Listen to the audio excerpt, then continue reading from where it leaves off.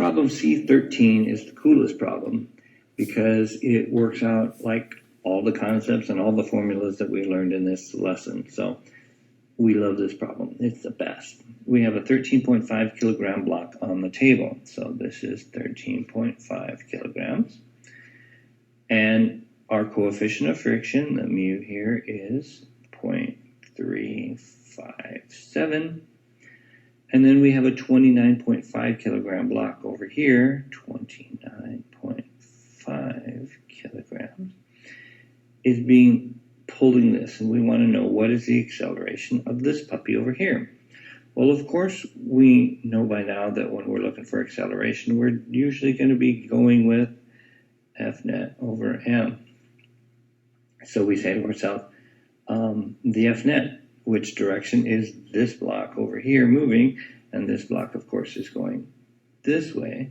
So the F net equation that we're going to use for that is going to be FA plus or minus FF. And so you say, well, what's my applied force? Well, the applied force, of course, is what's doing the pulling. And so I say, well, what's pulling? Well, what's pulling is this mass, but the mass doesn't pull. It would be the weight of that mass that pulls. So to find the applied force, I'm going to have to say that's really the weight of this object, which of course is just equal to mg.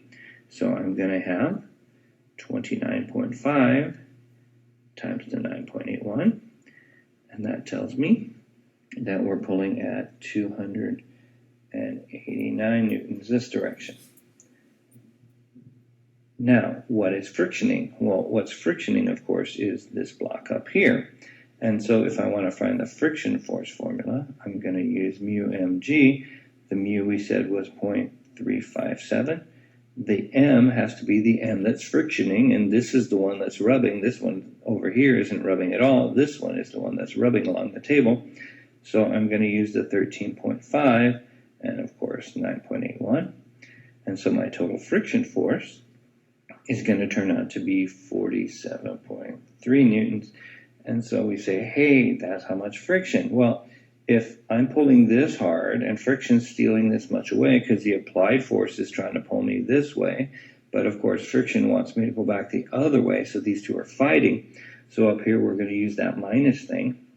So if we go back to that, we say my applied force was 289 and my friction force was 47.3. And that means my net force is going to turn out to be 241.7 newtons. And so that goes up here, 241.7 newtons, and that is my net force. But then I have to divide by the m. And you say, well, which m do I divide by? The question you have to ask, again, the m's are the only thing that mess people up, and it's not really that hard. Because in the applied force, we said, well, which force is doing the pulling? Clearly, it was that one. In the friction force formula, we said which mass is doing the frictioning, and clearly that one is doing the rubbing on the table. So here, what we have to do is say which mass is doing the accelerating. And so you say there, well, gee, both of them are moving, both of them are accelerating, both of them have inertia that needs to be overcome.